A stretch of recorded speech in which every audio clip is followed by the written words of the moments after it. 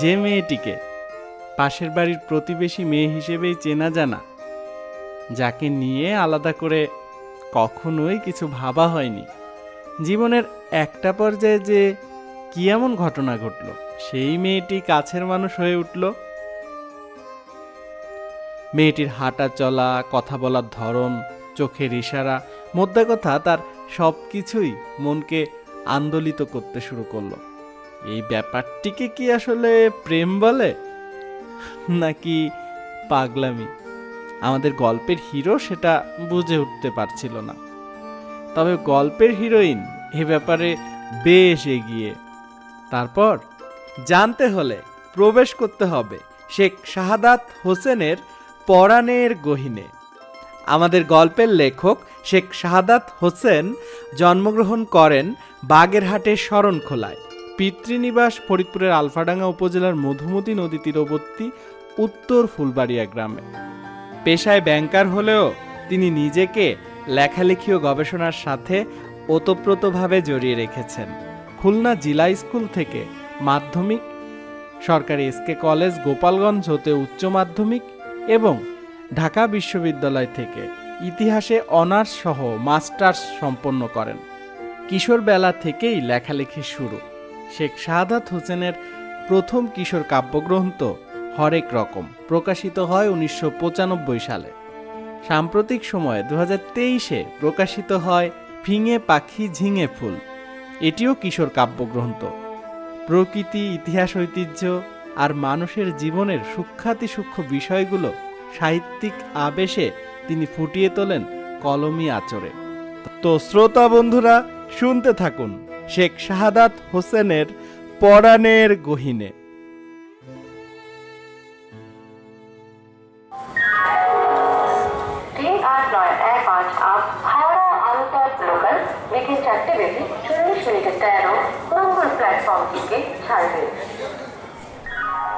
ঢাকা বিশ্ববিদ্যালয়ের ইতিহাস বিভাগ থেকে শিক্ষা সফরে ভারতে গিয়ে প্রথমেই ঢুকলাম পশ্চিমবঙ্গে। তারপর মালদহ, মুর্শিদাবাদ, শিলিগুড়ি, দার্জিলিং, মিরিক ইত্যাদি জায়গা ঘুরে এক পর্যায়ে এলাম কলকাতায়। পরবর্তী গন্তব্য দিল্লি, তারপর আগ্রা সহ আরও কয়েক জায়গায়।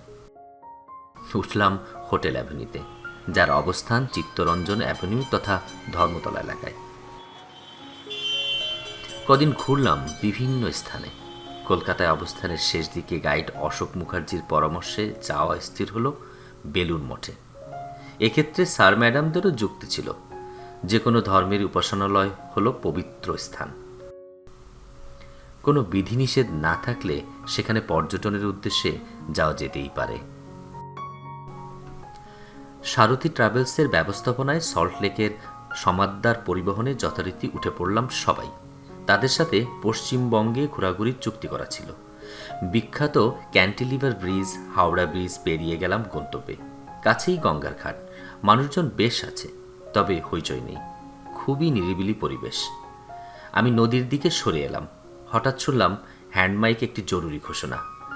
আদেশটির মর্মার্থ হলো, যে যেখানে আছেন তাকে সেখানেই দাঁড়িয়ে পড়তে হবে। মুহূর্তেই সবাই যার যার জায়গায় যেন ফ্রিজ হয়ে গেলেন।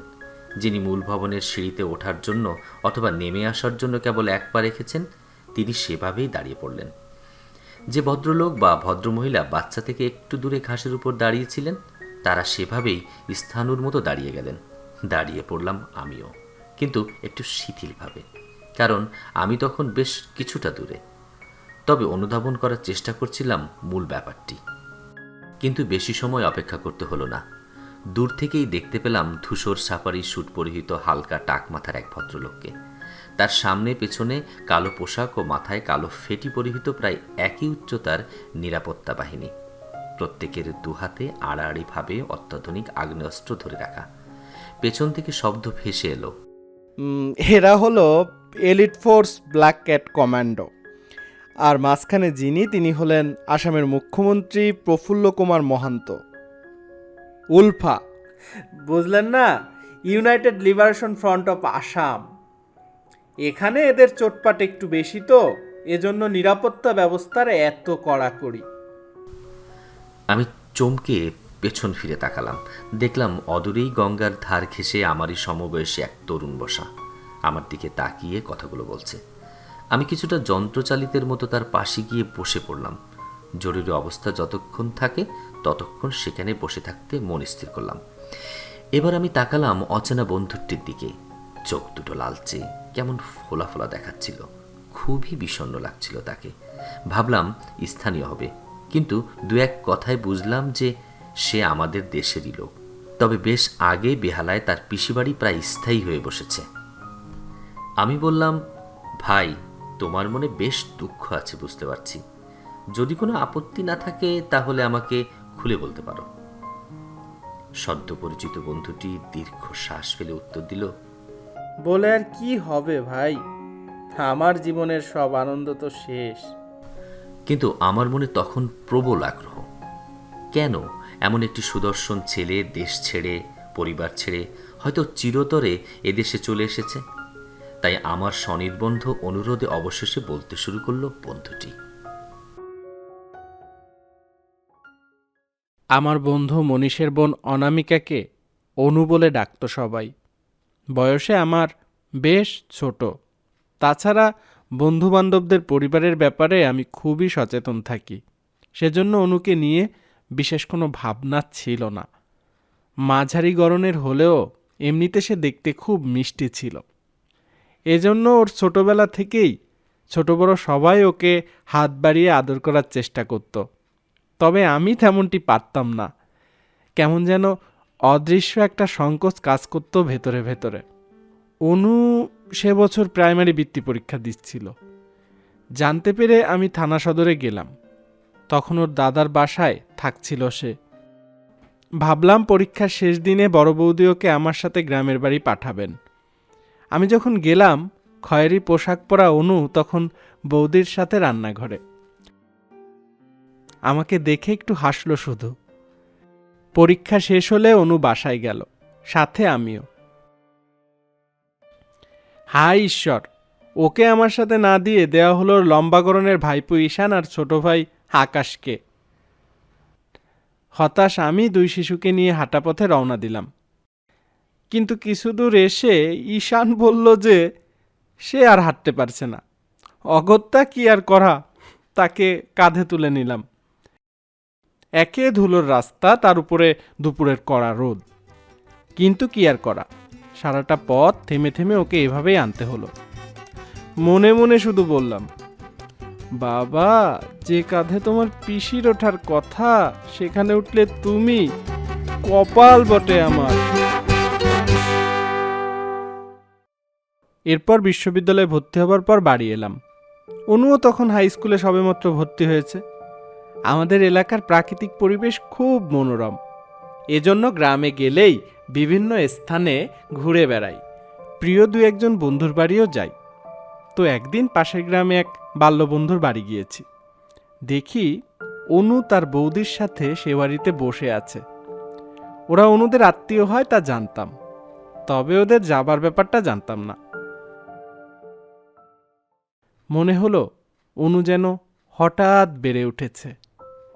ফর্সা মুখে, রোদের ছটায় আবিরের ছোঁয়া। আমি অবশ্য একবার দেখেই চোখ নামিয়ে নিলাম, যেন কোনো অদেখা ঘেরাটোপে বন্দি হয়ে আছি। বন্ধুর মা ভাপা পিঠে বানিয়ে দিলেন। হই হুল্লোড় করে সবাই তো খেলাম। হঠাৎ অনুর দাদা বৌদি বললেন যে তারা অন্য একটা স্থানে যাবেন, আমি যেন ওকে বাড়িতে পৌঁছে দিই। তখন মনে হলো দৌড় নীলিমার রূপলি চাঁদ কাছে চলে এসেছে। অনুও দেখলাম তেমন কোনো আপত্তি করল না। আমি বিজয় গর্বে পথে নামলাম ওকে নিয়ে। কিন্তু বিপত্তিটা বুঝলাম একটু পরেই। প্রথমে এমন অনুভূতি ছিল যে রাজা সামনে চলছে আর পেছনে রানী। তবে পরিচিত জনরা যখন সারা পথ জানতে চাইল কার মেয়ে, কি বৃত্তান্ত, তখন আমি প্রমাদ গুনলাম। আসলে সুন্দরী মেয়েদের ব্যাপারে অনেকের হয়তো আগ্রহটা একটু বেশি থাকে। বাতাসে শীতের আমেজ, তবু ঘামের একটা চিকন রেখা দেখা দিয়েছে মুখে। পেছনে গাঢ় খয়েরি রঙের পোশাক পরা সুদর্শনা এক কিশোরী। বসন্তকাল আসতে বেশ দেরি, তবে মনের মধ্যে বসন্তের আভাস। একটু যে পেছন ফিরে ভালো করে তাকিয়ে দেখব সেটুকুও সাহস নেই আমার। একসময় পথের বিড়ম্বনা এড়াতে গ্রামেই বিয়ে হওয়া ছোট পিসির বাড়ির আঙিনায় উঠে এলাম। তার সাথে মুখোমুখি দেখা হতেই মুগ্ধ বিস্ময়ে কিশোরীটির কথা জিজ্ঞেস করলেন। কি রে বাবা, তোর সাথে কে রে? আমি তার পরিচয় জানালাম।